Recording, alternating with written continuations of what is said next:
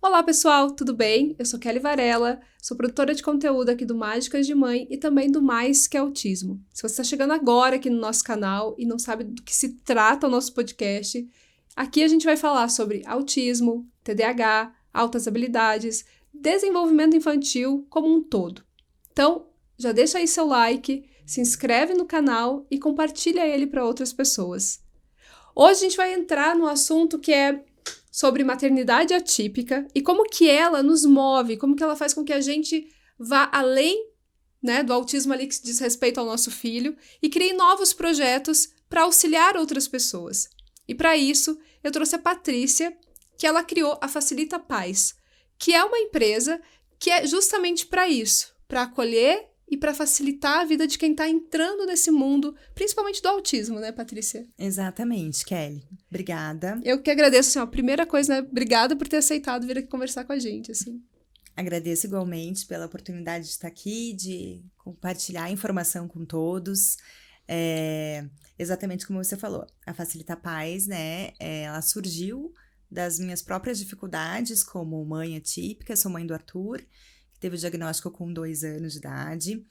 E eu fui enfrentando algumas dificuldades, né, nesse decorrer, desde até o diagnóstico e após, né, aonde encontrar profissionais especializados, o que fazer, como eu poderia ajudar meu filho. Então, eu fui reunindo através de segmentos, né, de serviços com parcerias com profissionais especializados. E aí, nós promovemos esse acolhimento às famílias após o diagnóstico, desde a parte de capacitação de pais, aonde encontrar os profissionais, a parte jurídica, né, que é bem importante, bem procurada também. E é isso, através do diagnóstico do Arthur, né, eu senti essa necessidade de ajudar outras famílias com as próprias dificuldades que eu enfrentei ali. Aí a gente você falou, né, que enfrentou algumas dificuldades, e eu falo assim sempre, que a dificuldade já começa ali na busca pelo diagnóstico, né? Sim. Muitas vezes a gente não tem noção, a gente não percebe que a gente precisa buscar o diagnóstico, porque a gente não encontra profissionais, às vezes, que entendam sobre o assunto. Uhum. Outras vezes você até tem, né, você tá com aquilo ali, né, alguma coisa, você sente que alguma coisa não tá legal, que o desenvolvimento do teu filho não tá como deveria estar ali nos marcos do desenvolvimento e tal, mas as pessoas também te desencorajam, porque não tem informação sobre o assunto. Então, vejo que muitas vezes, para você acalmar a mãe que tá ali buscando, você diz, não é nada, Exato. não precisa se preocupar, é só o tempo dele, logo tudo vai passar. E aí acaba que essa busca pelo diagnóstico ainda acaba atrasando mais. E a gente perde um período muito precioso. E assim, quero saber mesmo para você, como que foi essa busca? Como que você caiu nesse mundo assim, será que meu filho é autista, né? Como que você se fez essa pergunta, né? Exatamente, bem como você colocou, né? Primeiro que eu não tinha informação sobre o autismo, o que eu achava que eu sabia, né? Eu não sabia nada, só depois mesmo de ter o diagnóstico que eu fui entender melhor. E justamente, Kelly, eu levava algumas informações até que eu observava no Arthur para o pediatra, que eu não fazia ideia que poderiam ser, né, sinais do autismo, e eu recebia também de um médico essa informação. Não, mas isso não é normal, isso é com o tempo, ele é muito novinho ainda, não quer dizer, né, nada que eu deveria me preocupar. Então, esse é um desafio realmente. Ou então também, às vezes, a gente começa a perceber e aí a gente vai compartilhar, né, com alguém da família, com amigos, e aí recebe também que... eu passei muito por isso, né? Quando eu comecei a suspeitar mais, eu levava as informações e do que eu estava observando, e eu sempre estava procurando pelo em ovo, imagina, né? Não é.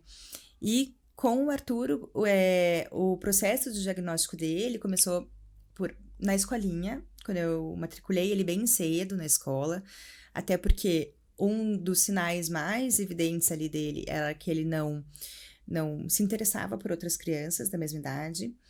O Arthur teve o diagnóstico cedo, com 2 anos, né? E eu coloquei ele na escolinha bem cedo. Então, o que me chamava a atenção era isso, né? Que E ele o, não estava, não se interessava pelas outras e o crianças. que que a escola te falou, né? Então, justamente, daí eu entendia que como o Arthur, ele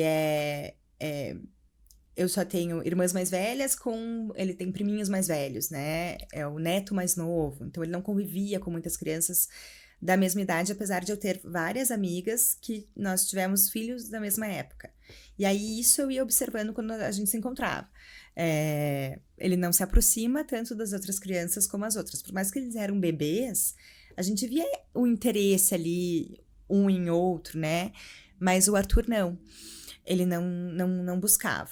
E aí eu falei, não, vou colocar na escolinha, né? Que assim ele vai ter a oportunidade de conviver com mais crianças e aí beleza, isso vai se resolver. E não. Aí na escola eu não levei com essa informação, né? Que eu identificava algo que ele não estava com outras crianças, porque para mim isso era natural, né? Assim, por ele não ter convívio com outras. Mas uma professora começou a conversar muito comigo. E eu observava que não conversava com outras mães ali na hora da saída, ela me fazia mais perguntas. Um dia ela me ligou à tarde para saber se algumas coisas ele fazia em casa do que ele estava fazendo na escola, se ele já tinha feito algumas coisas que eram marco do desenvolvimento também. Principalmente, ela me mandou fotinhos, assim, sabe, com a mãozinha no ouvido, no momento de interação ali com alguns barulhos mais. E, e aí eu comecei a falar, ué, por que ela tá falando tanto comigo que ela não fala com outras mães, né? Mesmo assim, eu não tinha caído a ficha que poderia ser, né? Porque ela não chegou e te Sobre o falou. autismo. Não Não. chegou e falou com essa. Ah, olha, estamos suspeitando, mãe, que pode Aham. ser autismo. Ela foi bem. Bem delicada, até que daí eu levei isso pra minha psicóloga. Olha, tá acontecendo isso, a professora tá falando bastante comigo. Será que estão investigando alguma coisa? O que que pode ser? Daí eu fui pro Google, né, também. Aí tava ali. Daí é aquilo que você não quer ver, assim, sabe? Aí levei pra ela, ela falou: pode ser que sim, que estejam investigando autismo. Daí eu senti nesse momento o impacto do diagnóstico, quando eu comecei a realmente a perceber. Então, quando realmente veio, né, o laudo. E aí foi esse processo. A gente estava começando a pandemia nessa época. Bem assim, quando eu tive essa informação, que daí eu aí fui para o pediatra com todas essas informações da professora e marquei uma consulta sozinha. Preciso marcar uma consulta e tal, e cheguei lá só eu, com todas as informações. E aí ele falou: marca neuro, pediatra, me passou alguns nomes e o que atendia primeiro. Aí é que ele desespero, né? Aí fui marcar, vi que não era assim de uma hora para outra, consegui uma consulta com um neuropediatra. E na semana seguinte, tudo fechou na pandemia. E E aí você fica, né? E agora? Porque dentro do autismo para uma criança pequenininha, muitas vezes realmente o médico precisa ver, né? exatamente, daí eu tinha marcado, era para daqui uns 3 meses, assim, a consulta.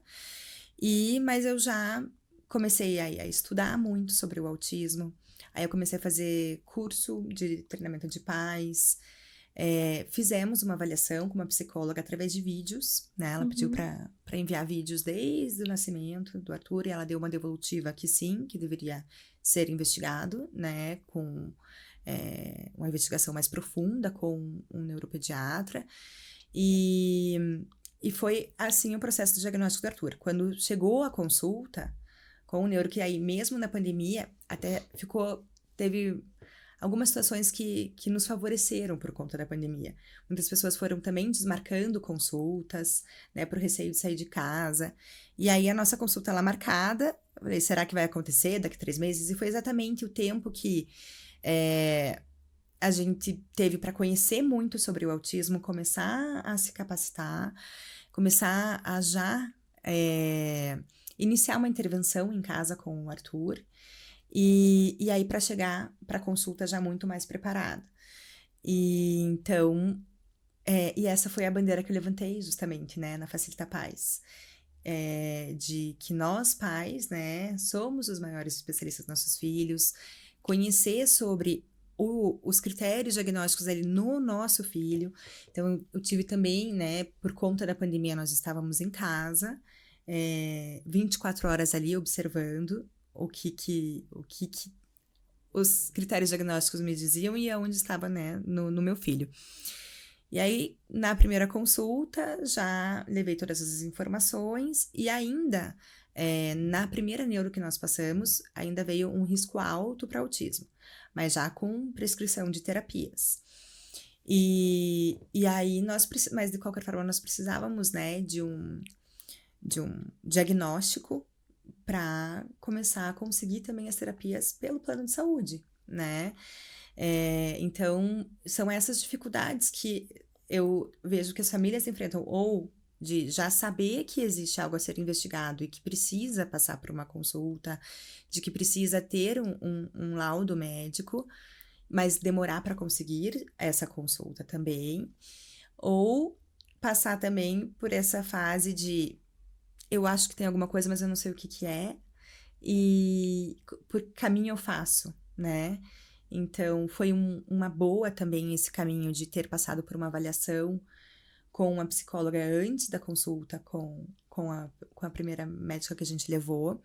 É algo que eu recomendo sempre também quando buscam, né, na Facilita Paz, para fazer essa avaliação, porque muitas vezes vai chegar no médico, aí vai pedir avaliação, e aí mais 6 meses, né, ou dependendo, né, de como o médico conduz, para realmente ter. E se a família ainda não está num processo também de entender sobre, né, de aceitar esse diagnóstico. Então, é um caminho que foi muito bom, né? Por um lado, vejo que foi bem rápido, até do que normalmente quando eu faço o acolhimento, né, dos pais, assim, vejo que o nosso processo ali com o Arthur foi bem rapidinho. Então, é porque eu vejo também que muitas vezes o pai chega lá no médico e ele não tem noção mesmo que algumas coisas que o filho tem, né, do comportamento, são relacionadas ao autismo. Uhum. Ou algumas coisas que acontecem com o filho ali, né? Então, por exemplo, a questão de distúrbio do sono. A gente nem pensa que pode ser do autismo. Ah, meu filho não come nada desde bebê. A seletividade alimentar, a gente nem pensa, só pensa que é assim, é difícil fazer a introdução alimentar. Ele é muito, só fica comigo. É um grude comigo. E aí você não consegue entender ali que alguns comportamentos, né, algumas, a gente acha que é mania e muitas vezes acha que é bonitinho. Olha, ele empilha todos os carrinhos, ou ele coloca todas as caixinhas de leite uma atrás da outra e fica, sabe, todas as coisinhas. Ou aí chega, né, nessa questão, a personalidade dele. E aí a gente não tem essa visão porque, e principalmente quando a gente não tem outra criança dentro de casa mesmo, porque assim, tem os amigos, você ainda tinha os amigos que você começava, né, a comparar ali uma criança com a outra. Mas quando você não tem, e assim, gente, eu não tô comparando para dizer que tem que ser igual a outra criança, só para você entender que às vezes, nossa, mas por que só o meu filho não consegue fazer uma interação social com os amiguinhos? Exatamente. Porque senão você vai dizer, ele é tímido, ele é quietinho. Então... E eu justificava justamente também porque não tinha outras crianças na família, né? Mas nós estávamos próximos sempre dos nossos amigos. Então... E muitas vezes a gente, daí quando chega lá no eu lembro muito claramente, assim, de chegar na TO, eu acho que foi mais na TO que eu tive esse impacto, assim, que dava aquele monte de questionário e um monte de pergunta que eu disse, nossa, mas nunca parei pra pensar nisso. Porque eu nunca tinha, eu fui parar no médico sem saber o que era autismo. Eu lembro que até a nossa indicação foi porque poderia ser TOD. Então, na primeira coisa que eu comecei a pensar foi em TOD, fui pesquisar tudo sobre TOD. E aí lá a gente começou... Eu disse, não, mas... Porque eu já tinha perguntado acho que 2 vezes. Eu lembro claramente, assim, de falar pra uma amiga, eu acho que é autista. E aí outra vez eu lembro de falar pra um pediatra também, e aí ele falou, não, mãe, não é. Pois é. Sabe? Então, assim, isso a gente... não validam, né, aquilo que a gente tá levando. Porque assim, né, Patrícia, que acho que é bem importante a gente falar pros pais, muitas vezes a gente tem essas dúvidas... E a gente não sabe por onde começar. E aí, quando você chega e o médico não te valida e diz assim, não, pai, vamos investigar. Não custa nada ele falar, vai no Exatamente. neuro. Não, mal não vai fazer, né? Eu vejo que às vezes pode ser um receio, até mesmo, até o que você falou ali da introdução alimentar. Gente, a introdução alimentar começa muito novinho, né? Com 6 meses ali, o Arthur, ele não comia. Ele não tinha, eu levava isso para o pediatra, às vezes eu ligava até, ele não come. O que eu faço? Desesperada, porque eu acho que é algo Bate um desespero na mãe. que bate, assim. Ele começou a andar de pontinha de pé, e eu levei isso também para consulta. O Arthur, ele falava, e aí é uma outra coisa que daí realmente, assim, né, confunde muito, que eu, né, senti. Como assim ele tem um prejuízo na comunicação se ele fala tantas palavrinhas, né? Mas ele não tinha intenção comunicativa. E são essas informações, assim, que hoje eu vejo que com rede social, com o trabalho que você faz, muitos profissionais também que levam informações, é muito mais acessível esse tipo de informação. Mas você imagina há um tempo atrás, né? Assim, nem tanto tempo atrás, eu acho que uns 5 anos atrás, a gente não tinha. E isso vai dificultando, porque daí a gente vai conversar com as pessoas que nós achamos mais experientes, né? Com o médico neuropediatra, ou com amigos, ou com pais de filhos, né, já mais velhos. E muitas vezes a gente tem essa invalidação que eu acho que é a parte mais difícil do diagnóstico. É você falar, eu tô vendo alguma coisa, eu tô observando, e alguém falar, não, isso é coisa da tua cabeça, imagina. A mãe fica como uma louca, né? Fica. E esse acolhimento que a gente quer promover muito, né, na Facilita Paz. Não, aqui a gente vai te dar ouvidos e na dúvida, investigue. Isso é, assim, também algo que eu sempre falo. Nunca vou né, não tenho também, né, essa competência para falar para qualquer pessoa que o que ela está trazendo é ou não é alguma coisa. Tem que ser investigado e avaliado por um profissional competente na sua área de atuação. E isso é muito importante também, né, na hora de buscar, né, eu vou marcar com o neuropediatra. Será que esse neuropediatra vai ter, né, essa especialidade, né, do Não é todo autismo? neuropediatra, a gente tem que sempre falar, né? Pergunta quando você Exatamente. liga lá se ele atende transtornos do neurodesenvolvimento, ele entende sobre esse assunto. Não é feio você perguntar. Não, claro que não, porque a primeira coisa, a maioria dos pediatras que são especialistas mesmo nessa parte do desenvolvimento já não atendem plano de saúde. Uhum. Então você já vai pagar, você já vai estar fazendo um investimento ali de pagar um valor que para muitas pessoas é difícil de pagar. Com certeza. Então você não pode perder o seu tempo, porque bem você falou, né? Demora para conseguir uma consulta. Exatamente, não é assim, né? Na semana seguinte, no mês seguinte. Então, assim, até muitas vezes o que eu sempre recomendo enquanto marcou a consulta, conseguiu, né, marcar para daqui tanto tempo, mas no meio desse caminho faz uma avaliação com uma equipe multidisciplinar, uma fono, psico, TO, ou naquilo que você mais observa que pode ser, né, algum atraso no desenvolvimento, ou que te chama atenção, se é questão alimentar, se é questão com questões mais sensoriais, ou então com a fala, aí vai para fono, e eu acho que ajuda muito porque vai ter uma avaliação já para levar para esse médico que vai observar e, né, poder ajudar aí nesse processo diagnóstico também.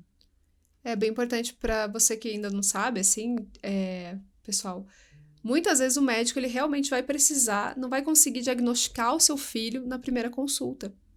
E às vezes ele vai precisar mesmo do apoio dessa equipe multidisciplinar para fazer uma avaliação, para entender, né, se o que realmente aquela criança tem de prejuízo. Como será que para ser autismo tem que ter prejuízo em algumas áreas? Então ele tem que pedir ajuda muitas vezes de outros profissionais. E aí é um psicólogo, é uma fono, uma TO, mas também que sempre falando ali, gente, que entenda sobre o assunto. Exatamente. E esse é a forma, né, de favorecer mais a intervenção precoce, né? Que é tão E aí, importante. quando vocês receberam o diagnóstico, então ele tinha 2 aninhos? O diagnóstico mesmo, né, 2 anos e meio. Mas começamos a investigar ali com 2 anos e 2 meses. E aí, quando você recebeu o diagnóstico, foi fácil também de achar profissionais, bons profissionais, assim, Patrícia? Não. Porque daí também tava na pandemia, acho que foi mais difícil foi ainda, mais né? difícil ainda. O bom é que a gente já estava fazendo, a gente já estava vendo bastante evolução nele com o que a gente estava fazendo em casa, através dos cursos que a gente estava fazendo. Então, assim, nossa, foi assim, aquele empoderamento mesmo, sabe? Nossa, era tão difícil eu conseguir acessar o Arthur para brincar, né? Para essa intenção comunicativa. Mas respondendo o que você perguntou, não, até porque muitas clínicas não estavam funcionando, não estavam abertas, né? E algumas trabalhando em home care, né? Com os profissionais indo em casa, mas não estavam pegando novos pacientes.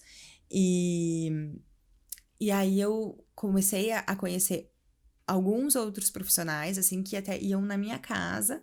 Comecei até com a musicoterapia, que foi muito legal, e a terapia ocupacional. Esses foram os primeiros profissionais, assim, que eu consegui que o Arthur começasse. Depois de um tempo ele começou, daí ele conseguiu ir para uma clínica de equipe multidisciplinar. Mas essa não é profissional, né? Encontrar bons profissionais, eu acho que sempre vai ser um desafio para nós, porque a intervenção precoce é Fundamental. é fundamental e é uma equipe que vai trabalhar, aí depois cresce um pouquinho, aí muda. Eu acho que o meu maior desespero é quando começa a mudar, assim, sabe? Ai, meu Deus, eu perco, eu falo, meu Deus, o que vai acontecer agora? O Arthur vai mudar também de psicóloga. Não é fácil mesmo. O que a gente foi fazendo também na Facilita é ter esses profissionais em banco de dados. Um modelo que eu fiz com o Arthur na pandemia, que foi muito bom, mas muito também por conta da resistência dele de estar com outras crianças. Ele teve um momento que ele associou o barulho do choro com criança, mesmo se a criança não estava chorando. E ele tinha um pânico, assim, era desesperador para ele, era muito sofrimento. E quando a gente começou na clínica, que foi no uhul, conseguimos e tal, ele foi bem um momento, mas depois ele resistiu aí por conta disso. E aí eu fiz o modelo da AT em casa e supervisão, que é, assim, eu acho sensacional, funciona muito bem. E aí, para eu encontrar essa AT foi um desafio também. E aí, hoje, na Facilita nós temos, né, também os profissionais especializados, que são profissionais formados, e os ATs também estagiários, para fazer esse modelo de intervenção também. A supervisão e o aplicador terapêutico, né, em casa ou na escola. Isso daí é uma questão da saúde dentro da escola, que daí entra em outro assunto aí que é mais aí do direito também. Mas foram esses desafios aí que eu fui enfrentando também e entendendo como é que pode ser feito essa intervenção que foi prescrita em diversos modelos, né, também. Porque até isso é legal a gente pensar, né? Porque às vezes para muita criança, porque assim, receber o diagnóstico não dá pra gente mentir que muda a dinâmica familiar. Muda muito. Totalmente, né? E aí para muitas famílias, às vezes é muito complexo isso de sair da sua casa e ir até o local, por exemplo, ter uma clínica. Porque você tem esse tempo de deslocamento. E aí o pai ou a mãe não consegue, então às vezes é mais viável mesmo que seja aplicado dentro de casa. E é bem possível, às vezes até, né, dependendo o que a gente percebe, né, nessa reestruturação da família. Às vezes a mãe, ela acaba abrindo mão do seu emprego, do seu trabalho, que é essencial para prover também, né, a família. Mas como é que eu vou fazer para levar o meu filho na terapia? Não tem. Mas e se a atividade dela permitir ela fazer o home office, né? É uma solução ótima. Então, o que a gente precisa, né, nesse acolhimento que a gente faz na Facilita Paz, justamente, é entender o perfil da família, o que é possível e o que se adequa melhor, né, para esse perfil. Então, mostrar essas diversas possibilidades, essas opções, né, de conseguir o quanto antes começar essa intervenção. E foi muito bom, assim, para nós funcionou muito bem esse modelo. Tem muitas famílias que se beneficiam também. E tem um valor também mais acessível, pensando, né, num estagiário aplicando e um profissional supervisor que vai fazer essa supervisão uma vez por semana, né? A hora de terapia fica mais em conta também. Então, esse é um modelo que eu amo, assim, eu sou fãzona, e passaram por nós, assim, ATs, né, que nós criamos um vínculo muito grande, né, dentro da nossa casa, com o nosso filho, foi muito bom. É importante também ter, né, a intervenção fora, para que, né, generalize também esses aprendizados, mas vai depender do momento também que a criança está, né.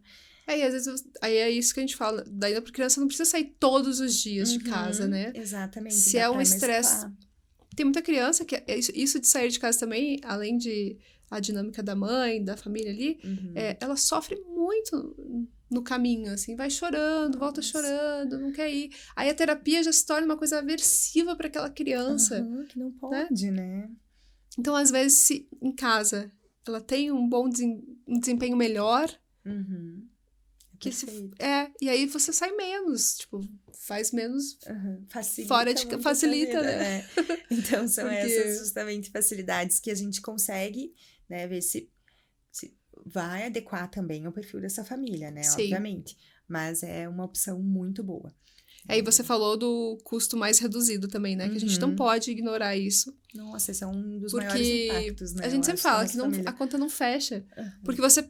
Um dos dois, se você não tem rede de apoio, uma rede de apoio que leve pra tudo quanto é lugar, ou que te ajude, que você não precise sair do seu emprego, né? Um dos dois vai sair do emprego. Então não tem mais aquele salário. Nossa, é aumento de custo e redução. Só que daí você tem um monte de custos com as terapias, com os médicos. Aí muita gente vai dizer, mas entra no plano de saúde, que depois a gente vai entrar nesse assunto. Muitas vezes não é tão simples. E às vezes até você conseguir lá entrar, você tem um gasto ali. E não é só o gasto também da terapia, né, Patrícia? A gente tem o gasto de deslocamento, o gasto de você não estar trabalhando. Exatamente. Então é muita coisa. São muitos impactos, né, que tem após o diagnóstico. A reestruturação da rotina, que é muito grande. Eu deixei o meu emprego, né, o meu trabalho, eu tinha uma estabilidade muito boa na época, e falei, parei. Qual que é a tua formação? Acho que a gente nem falou aqui da tua formação. Eu sou advogada.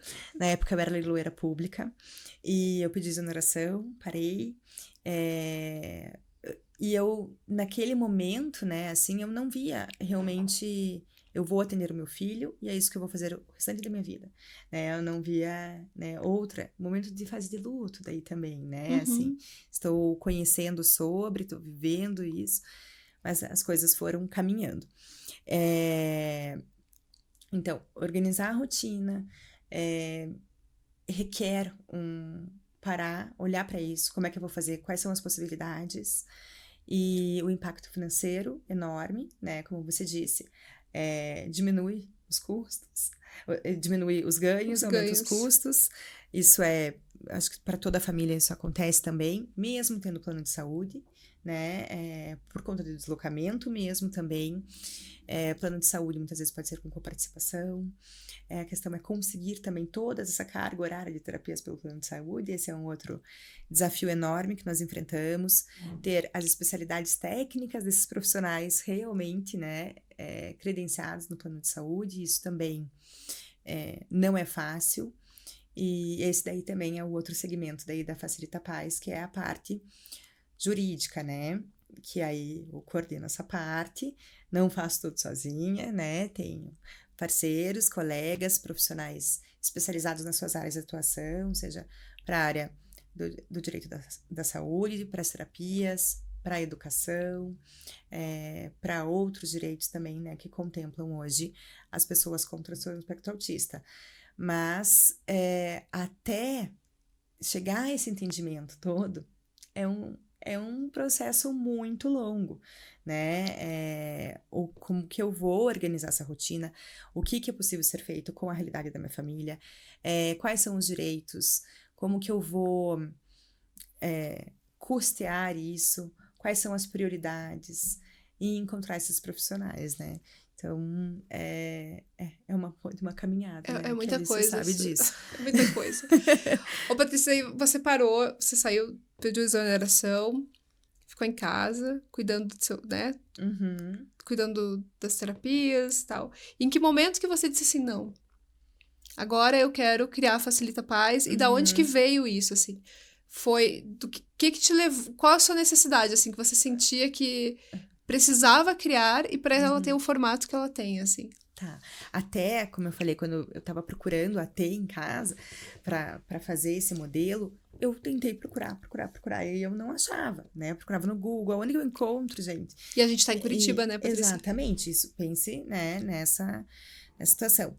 E aí eu falei, nossa, não tem. É uma das coisas que seria muito interessante ter, né? Nesse tempo, quando eu tive o diagnóstico do Arthur, eu comecei a estudar sobre o autismo. Acho que isso acontece com todas as mães, né? Muito. Comecei pós-graduação, os cursos que eu estava fazendo de capacitação, e eu comecei a faculdade de psicologia. E aí, me apaixonei pela faculdade, mas lá na faculdade eu tive esse clique, né? O que eu quero fazer, né? Para auxiliar, eu entrei para conhecer, né? Queria aprender mais sobre o autismo também, mas eu já tinha daí o interesse em futuramente trabalhar com mães. E ali, no segundo ano, eu parei e falei, olha, eu acho que eu pensei em estruturar algo que vai auxiliar em todas essas dificuldades que eu passei. E aí foi um momento assim, de uma hora para outra, eu falei, tranquei a faculdade e comecei a pensar em estruturar. Aí foi praticamente um ano ali estruturando, né, nesses segmentos, encontrar os profissionais que seriam parceiros, como que eu iria organizar o meu escritório, que era antes da advocacia, né, virou a Facilita Paz, e isso foi caminhando. Agora, em setembro, nós completamos um ano de inauguração, né? Antes eu fui fazendo, né, os acolhimentos das famílias, entendendo realmente como é que iria funcionar, se era da minha cabeça toda essa demanda, ou se eram de outras famílias também. E a gente vai conversando também, né, em sala de espera de clínica, entendendo, formando essa rede de apoio, que é muito isso, né, Facilita. Ela é uma rede de apoio, porque muitas vezes a gente tem. Eu não tenho a minha mãe, por exemplo. Então, sempre foi na maternidade muito difícil essa questão de contar com alguém para poder deixar o Arthur. E parece que depois do diagnóstico, parece que fica mais difícil ainda, né? É tão assim. Nós nos sentimos. Parece que a gente para e fala assim: nossa, é tanta informação que eu não conhecia. Será que eu dou conta de atender tudo isso para o meu filho? Né? E é isso o principal que eu quero levar. Não, nós damos conta, sim, ainda nós somos os principais da vida dos nossos filhos. Nós que estaremos com eles a vida inteira, né? O profissional, o médico vai passar, o terapeuta vai passar, vai trocar, vai substituir, vai ir mudando, né? Talvez a forma de abordagem, mas nós estaremos lá. Então, mas o que você perguntou foi nesse momento que quando eu entrei na faculdade de psicologia, que eu decidi que eu iria fazer algo voltado para todas essas dificuldades dos pais, né? E temos também na Facilita Paz também esse suporte de psicologia para pais. Temos profissionais também parceiros para encaminhar, né, da psicologia, porque também você pensa, para quem nunca, né, fez, né, nunca buscou a terapia, né, uma família. De repente, pode ser que ela caia em alguma abordagem da psicologia que não seja ideal, né, para aquela família que acabou de ter um diagnóstico de autismo. Nessa estruturação da Facilita, eu fui até a universidade, e é onde a gente tem parceria, que são os estagiários, que são os alunos da universidade, e no plano de start de carreiras deles, e os que também atendem na clínica para atender os pais. Então, entendendo o perfil dessa família, a gente vê o que é possível ser feito com questão de custos também, que isso pode envolver, né? Não dá para a gente pensar que é ideal tudo isso, mas não vai funcionar para todo mundo, né? Sim. Então, tem que entender qual é esse perfil e para quais profissionais daí também e que estilo direcionar. Porque eu vejo que os pais, eu falo por experiência própria, mas assim, é a fala de, sei lá, 90% para mais, assim, dos pais. Uhum. Chega um momento que você fica perdido, exausto, porque a rotina vai te deixando exausta, assim. Uhum. Você não tem tempo, parece que, de respirar, né? Exato. E aí vai deixando de lado os autocuidados, assim mesmo, tanto com a mente quanto com o teu corpo. O relacionamento, muitas vezes, vai ficando terrível entre o marido e a mulher, ainda mais se esse marido e essa mulher ainda não entenderam direito ao mesmo tempo, ao mesmo tempo, que é esse diagnóstico, porque isso é bem comum também. Muito comum. Ainda mais se a família de um deles diz, né, não, o outro tá errado. Não, olha o que estão falando, imagina. Não, você vai deixar fazer isso com teu filho, né? Umas coisas assim, tipo... Esse é outro impacto também, né, que eu vejo do diagnóstico, que eu digo que é um impacto social até, né, que é no relacionamento do casal ali, é um impacto grande, pode ser que aconteça aí algo, né, de desfazer esse relacionamento nesse percurso, é um momento muito delicado. Também a questão de amizades até nesse sentido, né? Sim. Às vezes, recentemente eu conversando com uma muito amiga minha, uma das minhas melhores amigas, ela tá passando por um desafio com o filho mais novo dela. E ela me falou esses dias, desculpa não ter sido a amiga que você tem sido para mim no momento do diagnóstico do teu filho. E realmente eu senti isso muito, porque a gente vê que as pessoas às vezes não sabem daí como lidar em conversar com a gente, e aí vão afastando. A gente também... Eu tive um privilégio também na pandemia nesse sentido, porque eu não queria conversar muito com muitas pessoas sobre o assunto, e ainda bem que também ninguém queria se aproximar de ninguém. E aí, não tinha que levar, né? Eu não consigo segurar se alguém chega pra mim e pergunta, oi, tudo bem? Eu falo, tá tudo bem com o que eu tava passando naquele momento. Mas eu vejo esse impacto social nesse sentido também do trabalho, né? Que vai mudar alguma coisa. Não tem como não, principalmente para nós, mães. E no convívio todo, porque dependendo... eu passei por uma fase, essa que eu comentei, muito difícil do Arthur, né? Associar o barulho de choro com criança, mesmo não estando, que eu não conseguia ir ao mercado, ir a um restaurante, nada, porque foi muito difícil mesmo. E aí eu tive que ter um suporte ali de uma psicóloga me ajudando muito também, conhecendo o Arthur, como é que nós iríamos não desistir disso, né? Não vamos desistir de sair, de fazer programas, de ter lazer por conta dessa situação. Obviamente que foi um processo bem longo, sabe? Hoje que nós... tô num momento bem realizador nesse sentido. Ele vai pra escolinha, tem amiguinhos, a gente sai, mas eu não sei se pra você, assim, enorme. Parece também que com eles, a gente tem que estar sempre tentando fazer com que... criar situações para que eles consigam ter um amiguinho. Demais. E que as outras pessoas não se preocupam com isso. As outras pessoas não têm... Até isso é um trabalho, porque o que a gente mais quer? Porque eles querem ter amigos.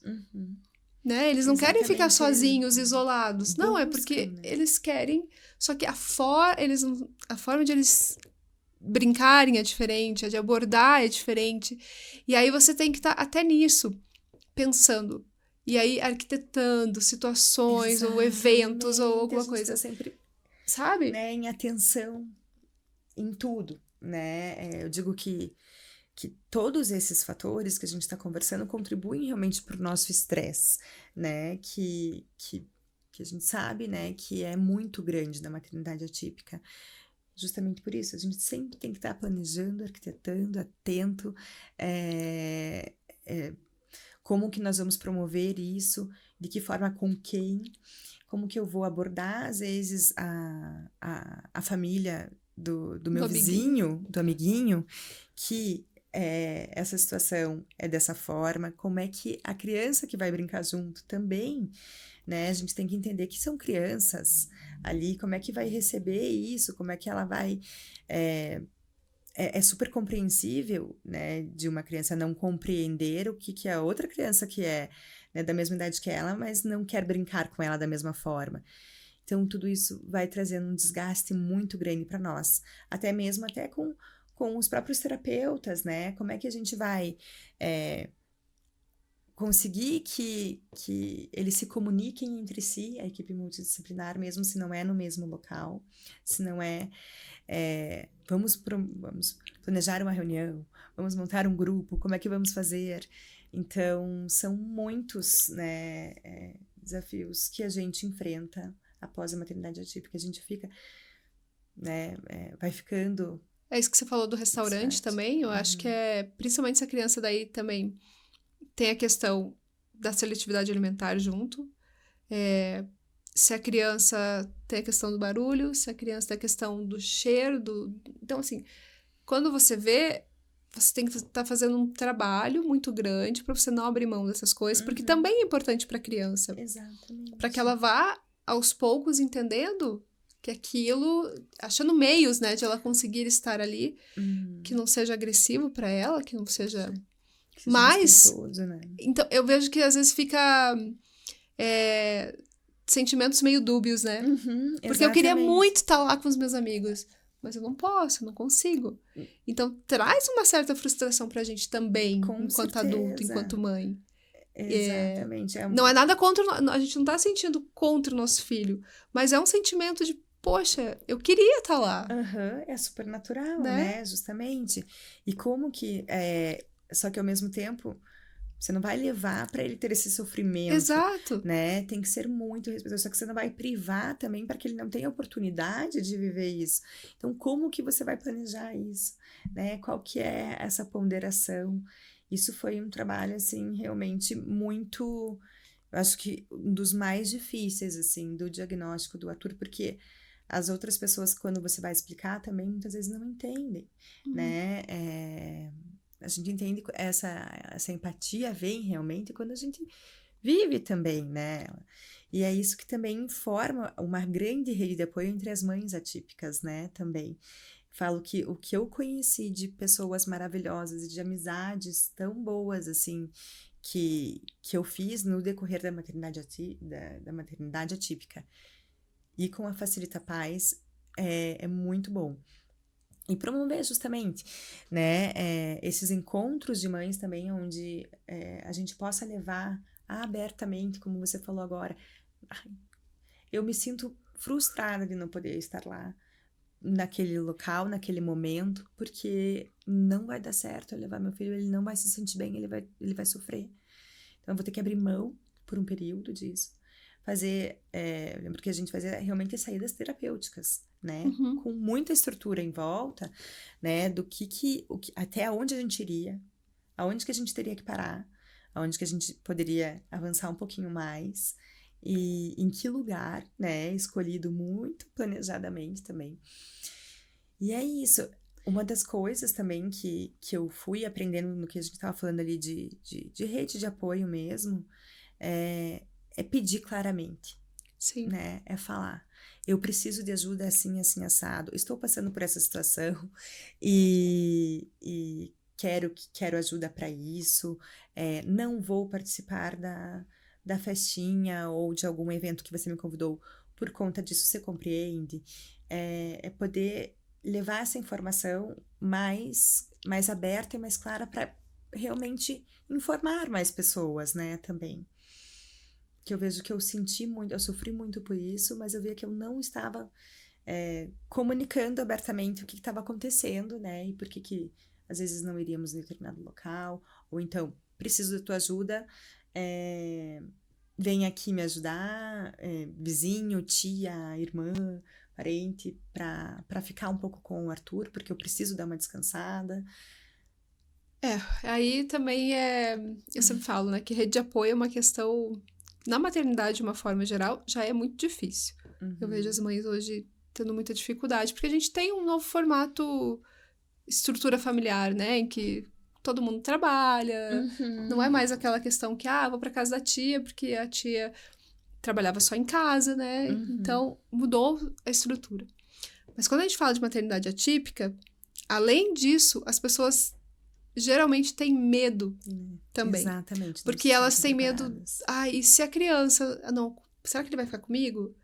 Será que ele não vai ter uma crise? Será que ele não... Então, assim, existe um medo, assim.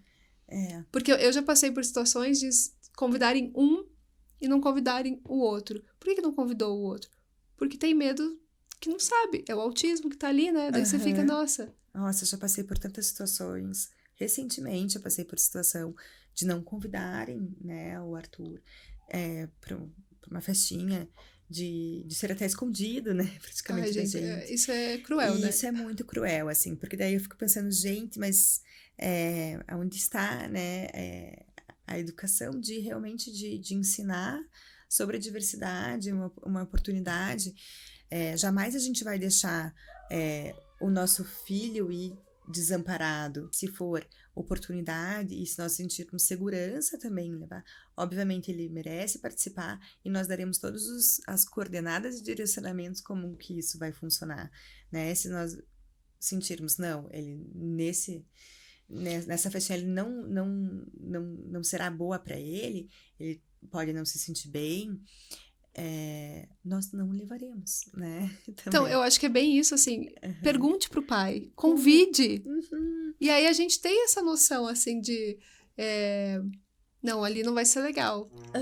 Então, não vai ser legal, eu não convide. levo. Ou então, o que eu posso fazer? O que eu posso conversar com o meu filho sobre, né, o seu filho? Como que eu abordo o assunto com a minha criança sobre as questões da sua criança?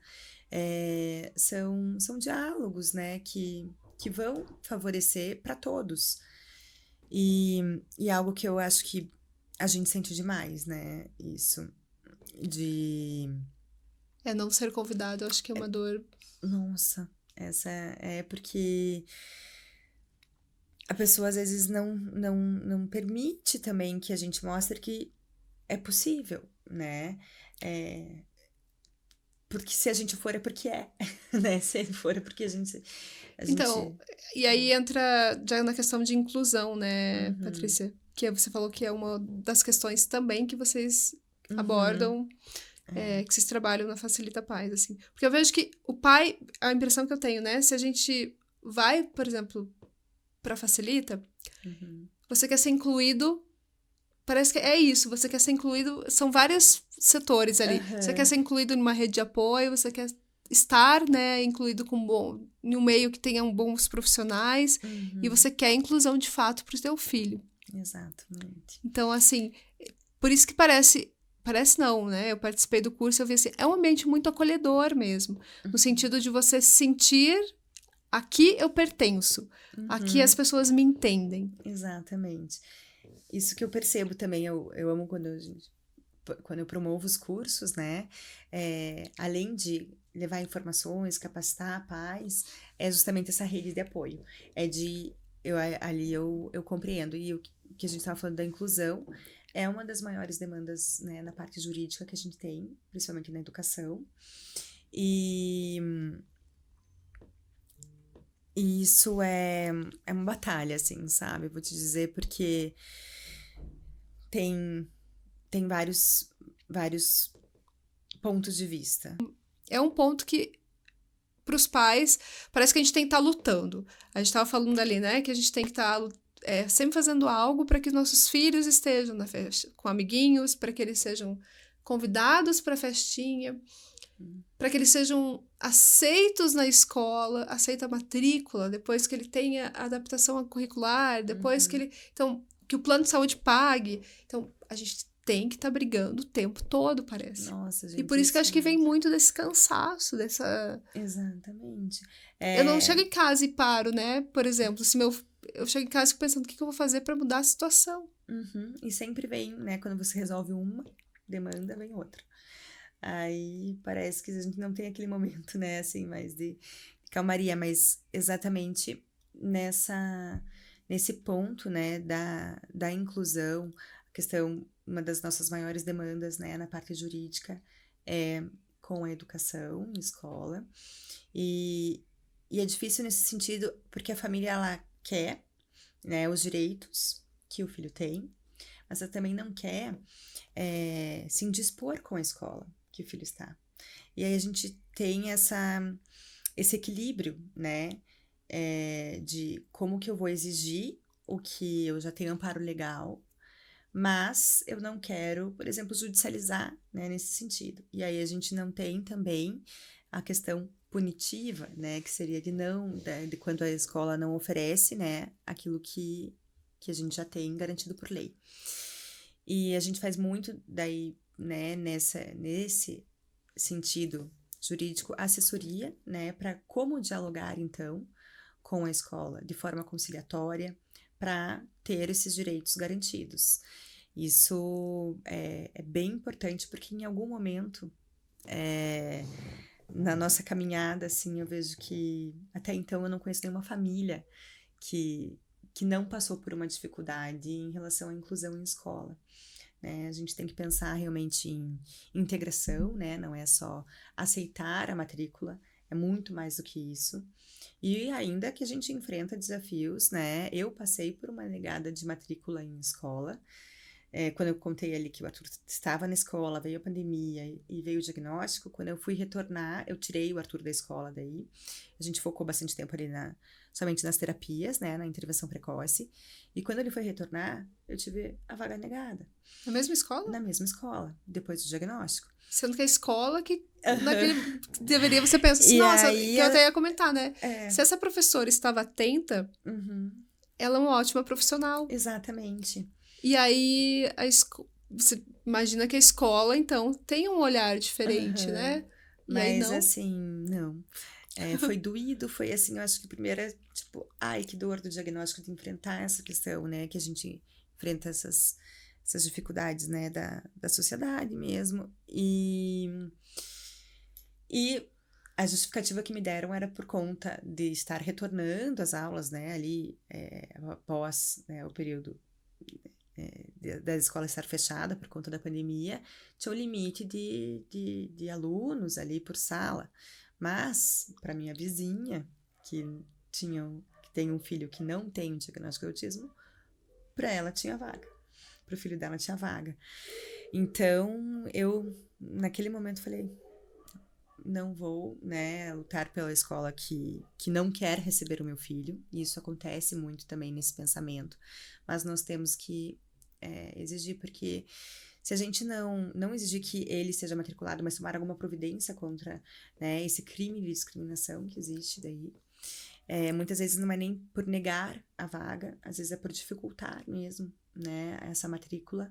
Então, assim, até uma das coisas que eu sempre oriento, assim, quando a gente tem essa conversa de assessoria jurídica, antes de visitar a escola, né, levar, questionar, se o Nubissá tem vaga na turma, né, da série que você vai matricular o seu aluno, ele informando que tem. Aí sim, quando você for a matricular, aí você leva, né, que ele tem um diagnóstico, então você já tem a informação que tem essa vaga para todas as pessoas, para todos os alunos. E aí nós temos daí como, né, comprovar isso. Mas aí eu tenho que fazer, porque geralmente você liga e a pessoa vai te falar por telefone, né? Aí eu chego lá e a hora que eu falo, não isso tem acontece. mais. O que a gente pode é justamente mandar uma mensagem no WhatsApp, mandar um e-mail, ter essa informação daí nessa data, né? Nesse dia tinha e de repente não tem mais. Quantos alunos foram matriculados de lá para cá? Né? Então a gente tem como ir recolhendo também esses dados, porque então é outra coisa chata, né? O Mais pai um que, trabalho. né, tipo, quem Aham. não tem uma criança atípica na família, vai lá, vai fazer matrícula e não vai entender muito bem o que a gente tá falando aqui, né? Aham, Que já começa por exatamente. isso. Que daí vem com a Exatamente. desculpa também. Eu fui em uma escola que já foi muito clara, assim. Nós não trabalhamos com inclusão. Eu levei um choque, assim, né? Gente do céu. Não, nós não trabalhamos com inclusão aqui. Então você não pode estar aberto, né? Então, Não eu pode pensei, como funcionar. assim? A pessoa não tem nem Aham. vergonha de falar aquilo. Ela fala Exatamente. abertamente. Mas outras escolas, eu escuto muitas mães assim falando, né? Ah, eu fui lá e daí falaram que já tem o número X de alunos Uhum. autistas ou alunos com alguma questão dentro da sala de aula, então eles não podem aceitar. Não, isso não existe, né? Assim, até existe uma confusão até de interpretação de lei nesse sentido, e não é, né? Isso não pode limitar também. O que a gente vê muito, né, Kelly? Até no meu próprio caso ali, tive a matrícula negada, eu fiz alguma coisa? Não fiz. Eu fui para outra Sendo que escola. você era da área de direito, né, Uhum. Patrícia? Naquele momento ali, pós-diagnóstico da TUR, como sendo o primeiro impacto, eu não fiz, né? Hoje eu já teria outra conduta. E é bem normal Mas isso que, como você fez assim, então, deixa quieto, vou procurar outra escola, muito. porque o pai já pensa, se não aceitou meu filho aqui, então não é uma boa escola. Exatamente, isso acontece. E aí é isso que acontece. A escola não muda a sua conduta, porque não teve nenhuma punição nesse sentido, né? Seja multa, seja, né? Aí todas as medidas jurídicas que podem ser tomadas. Mas, e é esse cenário que nós temos visto muito, né? A família acaba trocando de escola, ou então saindo e não fazendo nada, ao invés de exigir que essa escola cumpra com as suas obrigações legais, né, para os alunos de inclusão. E então esse é um dos maiores desafios mesmo na parte jurídica da Facilita Paz, é justamente entender se a família, quanto ela está disposta, né, a justamente exigir esse direito, e ou então a gente promover realmente esse diálogo e levar todas as soluções que a gente tem na Facilita, né, para essa escola que então não está fazendo o que deveria ser feito, né, que é justamente a capacitação dentro da escola, a gente leva, né, profissional para capacitar todos os professores e colaboradores. Temos os bancos de dados de ATs, de acompanhantes especializados para acompanharem também na escola. Então, não temos, não é justificativa, eu não tenho onde encontrar, os nossos profissionais não são capacitados, é um desafio. É um desafio, sim, para a escola, mas você só pode funcionar se você, né, estiver de acordo com todas as diretrizes aí que temos na nossa lei brasileira de inclusão, principalmente. Mas muitas vezes a família é um desgaste grande realmente enfrentar isso. E aí a gente leva essa opção desse diálogo de mostrar isso aqui, né, vocês têm que cumprir dessa forma, individualmente para o meu filho, vai funcionar fazer, né, desse jeito. E as Porque escolas escutam? começam a movimentar. A gente vê escolas que nesse processo, como a gente vai mostrando como eles vão recolher esses documentos, né? Porque nós precisamos de provas, né, para isso. Não adianta a gente falar, na reunião informaram isso. E muitas vezes a gente percebe, né, essa manobra da escola em não querer levar essas informações por escrito. Então, como fazer isso? Aí isso realmente precisa, não necessariamente que o advogado apareça, mas precisa para a gente explicar como vai ser possível recolher os documentos e exigir. Aí vai depender, né, do caso, do que o aluno precisa. Se é um acompanhante especializado, como que a gente vai exigir dessa forma? Se continuarem negando, aí nós temos que ir para a via judicial mesmo, para ter essa questão, né, essa sanção, nesse sentido, para a escola comece a fazer. A questão é que a gente vê muitas famílias pararem em determinado momento. Não, até aí agora eu não vou mais, porque eu não quero Me indispor. me indispor com a escola, eu não quero tirar o meu filho dessa escola, eu não quero processar. E aí nós temos esse círculo que acaba que se a escola não tem, né, nenhuma punição nesse sentido, continua não incluindo. Obviamente, aumentaram muito, né, realmente o número de casos, e é um desafio para a escola também entender como lidar e como favorecer realmente.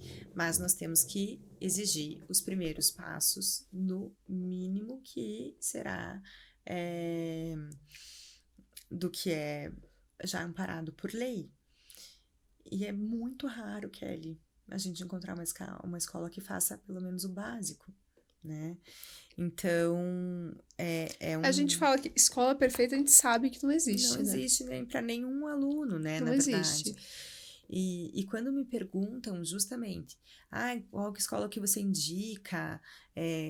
Eu não tenho como indicar, é aquela que for mais perto da tua residência, que for mais cômodo para você. Porque aí sim, aí você pode começar a exigir justamente o que tem. É importante ter esse diálogo da escola com a equipe que acompanha, né, o nosso filho. Tem escolas que nem isso permitem. Como isso, gente? Vai favorecer a própria escola, né? A lidar. Mas às vezes parece, será que eu não quero mostrar que eu não estou fazendo nada, né? Que eu não tenho feito nada para favorecer esse aluno no que a gente sabe que deveria estar fazendo. Mas não, já é um caminho, né? Eu falo, os professores têm muito interesse, os professores nos buscam muito para os cursos, né? E isso é muito bom, né? De observar que quem realmente está ali, né, com o aluno em sala de aula tem interesse. Muitas vezes, né, obviamente que isso envolve um custo para a escola, mas tem formas de serem feitas que vão ser eficazes e que vão funcionar, porque senão a escola não pode estar aberta, né? Exatamente. E muitas vezes, na verdade, esse custo já está embutido na mensalidade ali para Exatamente. que todo mundo está pagando, né? Porque a escola sabe que ela tem como. Geralmente ela vai pegar um estagiário, que não vai ter um custo muito elevado para ela. Muitas escolas a gente vê também que acaba atendendo não só uma criança, acaba sendo ali um auxiliar. Claro, depende muito do diagnóstico de cada criança, da demanda de cada criança. Mas a gente vê em determinados casos que a criança tem um pouco mais de autonomia, que a escola acaba aproveitando o mesmo para mais de uma criança, assim. Acontece bastante. Aí depende do que, né, a família observar, se isso está funcionando ou não, e aí também exigir o que é mais adequado, né, no que nós temos também amparo em lei para isso. Mas esse é um assunto bem amplo, Dá né? pra Assim que ficar a gente pode falando fazer um tempão, um gente. podcast na verdade, acho que a gente pode voltar desse um assunto. podcast só com direitos da pessoa autista porque... e das famílias, né? Porque é muita coisa. É muita coisa. Mas nessa parte, nossa parte jurídica, o que a gente mais recebe, né, realmente, de dúvidas, de demandas em relação à educação e aos próprios terapias, né? Plano de saúde e tal, enorme né? também. Que também é outra coisa que muitas vezes a pessoa não faz a terapia que a criança precisa. Muitas vezes faz a que o plano acaba induzindo ela a fazer, né? Isso acontece muito. Mas ele me prescreveu tal tipo de terapia. Mas eu só tenho essa. Às vezes nem falam que só tem essa, né? Mas ali, não, mas tem que fazer essa. Não, mas exatamente. Essa não vai funcionar pro meu filho, porque vai piorar tal comportamento, ou ele precisa neste momento, ele precisa de outro tipo de terapia, né? Exatamente. E nós temos, né, assim, a lei garante que o médico que vai decidir qual é o tratamento, não é o plano de saúde, e nas especialidades, nas certificações que o médico decidir. E é justamente isso que acontece, Kelly. Às vezes até tem aquela determinada abordagem, né, na rede credenciada. Mas dependendo da certificação que o médico pede, não. E às vezes o plano até não informa que não tem aquela determinada certificação e já passa a lista da rede credenciada onde pode ter esse atendimento. Isso é um prejuízo muito grande que a criança pode ter em ter a oportunidade por idade, de receber também essa intervenção, e em qualquer outra idade também, e depois de um tempo você descobrir que não era Então, você a perdeu todo um abordagem que tempo, estava. Uhum. você perdeu um tempo da criança, o teu tempo, dinheiro, e chega lá, não é aquilo que realmente precisa. Uhum. E fora que muitas vezes, assim, né, quando tem a rede credenciada, normalmente a vaga não vai, né, Ser imediata. ser imediata e nem para aquela quantidade de terapias prescritas, né, que seria o ideal. Então, assim, é importante, né, saber o que fazer nesse sentido e exigir também, tem que exigir nesse caso, né. Aí essa é a demanda judicial que nós temos maior, né, da educação é a demanda de assessoria jurídica para como conduzir, mas para a judicialização é a maior demanda que a gente tem também. E temos, né, nós não podemos deixar que o tempo corra e a gente não exija o que a gente tem. E mais uma vez aquilo, mais esse trabalho que a família tem, né? Até observar se isso está sendo feito de forma correta, como foi prescrita, como fazer. Aí a facilidade que nós trazemos nós, né, na Facilita Paz, temos os profissionais especializados nas suas áreas para todos esses, né, esses atendimentos. Porque no direito, né, são várias esferas ali, né, tanto o que vai trabalhar com direito de saúde, né, do consumidor é um, da parte da educação é outro, às vezes o previdenciário, tributário, são vários direitos envolvidos que, como a gente diz, a gente não pode ser generalista ali no direito e atender tudo ao mesmo tempo, né, tem que ter as suas especialidades muito bem definidas ali para poder conduzir da melhor forma, com esse cliente, se for o processo também. E você vê que esses pais que chegam, Patrícia, eles chegam muito tirando a parte de judicialização, dessa parte ali de direitos mesmo, né? Uhum. Vamos falar ainda mais um pouco agora da parte emocional e da parte... O que eles mais buscam, né? Essa parte de entender o diagnóstico, essa parte também de como que eu trabalho com o meu filho. Eu não tenho como dar muito acesso à terapia agora, né? Então, buscam também essas alternativas. Sim. Porque eu vejo isso também. Quando a gente faz um curso, como pai, eu não sou médica, não sou ainda, eu não sou a psicóloga, mas eu estou também adquirindo conhecimento. Com certeza. Para que muitas vezes eu não consigo levar em todas essas terapias, ou até chegar, né, o momento de conseguir a terapia, mas eu posso ir aos poucos também, ajudando meu filho em casa, né? Muito. Isso é muito importante, né? Até porque vai ser o tempo todo que estará na terapia, e essa é uma busca bem grande que a gente tem, sim. Como que você vai favorecer também, né, esses aprendizados no teu dia a dia, porque a gente leva os nossos filhos para terapia para que ele viva, né, tenha qualidade de vida em todos os outros ambientes, né, principalmente. Então, nós temos também o treinamento de pais individualizado, que é conforme o perfil dessa família, a realidade dessa família e a criança. Então, tem o profissional que dá em número determinado de encontros para as demandas que essa família trouxer, né? Porque eu preciso lidar com determinada situação, ou então ali na intervenção precoce mesmo, para desenvolvimento de habilidades básicas, para requisitos. A gente tem e a gente promove muito os cursos, que são temas pontuais, né, mais com os profissionais especializados para informação e capacitação de pais. E tem também as mentorias, que eu gosto bastante. Eu comecei, né, agora em julho, as primeiras, que é um tema pontual também com um profissional especializado, um grupo bem pequeno, online, daí, para o profissional, ele coloca tópicos ali desse tema e abre muito para discussão de caso concreto, né, que é bem legal para todo esse conhecimento, muitas vezes, né, para questões, né, de comportamento que a gente enfrenta aí no nosso dia a dia, na nossa rotina com os nossos filhos em casa, no nosso lazer, como poder favorecer, né, aprendizados em todos os ambientes. A gente sabe que isso é o ideal, que os profissionais que estejam atendendo, né, passem essas orientações para os pais, mas muitas vezes não é possível por conta da grande demanda também e ter tempo para tudo isso. E essa foi, na verdade, o primeiro segmento da Facilita Pais, né, que surgiu, o de capacitação de pais, por conta da minha história ali no início com o Arthur, em poder auxiliá-lo, em poder me sentir capaz de ajudar no desenvolvimento dele, diante de um diagnóstico, como que eu vou fazer, né? E isso, eu amo esse aprendizado e compartilhar com outras famílias, então, né?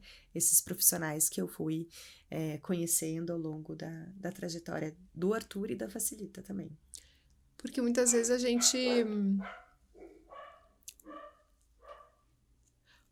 gente vai também no profissional e a gente não sabe o que aquele profissional está trabalhando com o nosso filho.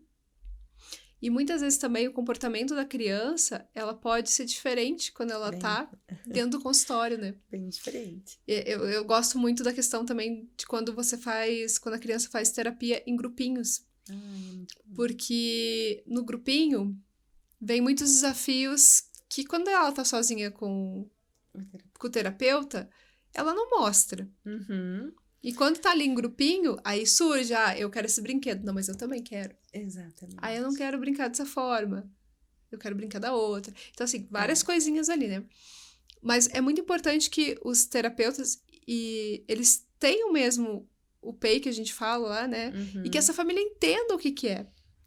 Porque conversar. muitas vezes a família não sabe o que Uhum. aquele profissional está trabalhando com a criança. E não sabe como agir em casa. Que daí você falou, tem um comportamento pontual dentro de casa. Uhum. Como é que eu vou lidar, né? Exatamente. E nós, como famílias, temos que ter acesso ao PEI e até contribuir para esse PEI, né?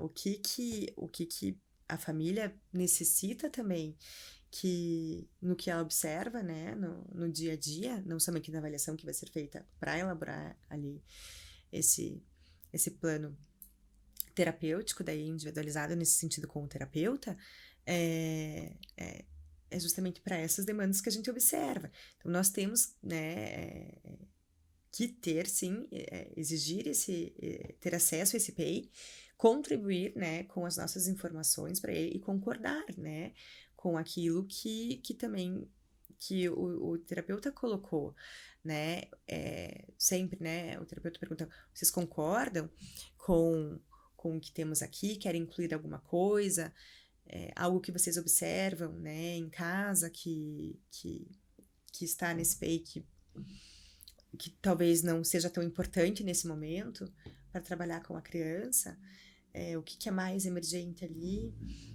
o que pode ser também de comportamento ali, uma barreira grande de aprendizado, que às vezes a família realmente só vai observar no cotidiano, né? Não vai observar ali no ambiente terapêutico. Então é muito importante esse diálogo, né, com o terapeuta e que isso possa ser, né, levado para vários ambientes também, não somente o terapêutico, mas também em casa ou no lazer, em todos os lugares. É isso. Na verdade, a família tem que realmente, né, tá procurando informação de qualidade. Uhum. Então, se a gente tem um lugar que consiga, né, eu já tenho lá várias orientações, facilita muito. Muito. O nome é muito bom também, né? É muito, eu amo Facilita Pais. É muito bom. E é isso, para levar justamente essas facilidades de todos esses desafios que a gente conversou. E, claro, né, em cada momento da vida da criança, dessa trajetória, pode surgir uma demanda maior também. Então, isso que a gente vai formando uma grande rede de apoio, porque as famílias vão vindo, vão ficando, e a gente vai se encontrando novamente nos eventos, nos cursos, ou voltam com outras demandas. E é muito bom. Eu tô muito realizada com a Facilita. Foi uma boa escolha ter parado o meu trabalho naquele momento só para me dedicar para o Arthur, mas é um momento que acho que muitas mães passam, né, também. Parar, entender, observar, e depois a vida vai conduzir, em como retomar aí os nossos objetivos também. Então, assim, Patrícia,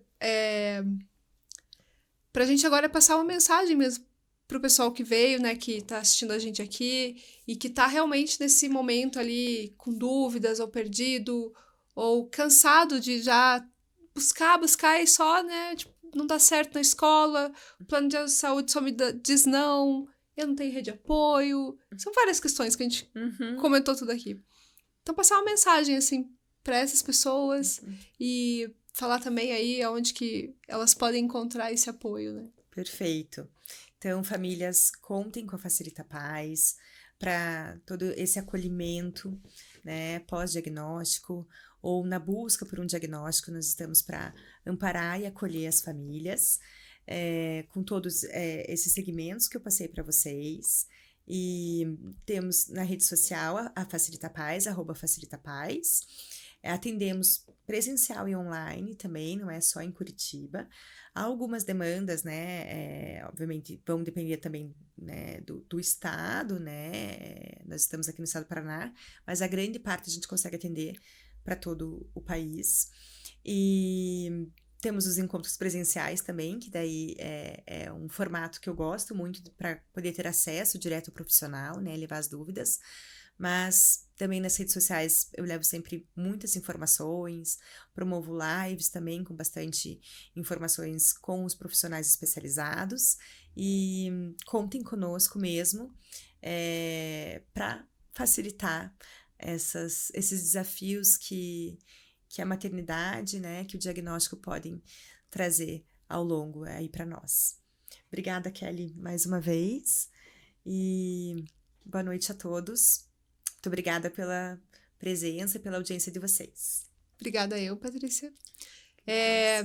Vou deixar aqui todos os links das redes sociais da Facilita Paz, então vocês podem acessar aqui na descrição. E quero agradecer para você que ficou aqui com a gente. Pedir para que você se inscreva no canal, para que você dê o like nesse vídeo, compartilhe, gente, porque é uma forma de você estar incentivando o nosso trabalho para que a gente continue produzindo conteúdo de qualidade para vocês. Toda quinta-feira, às 8 da noite, a gente tem um episódio novo por aqui. Então, um beijo grande e até o próximo.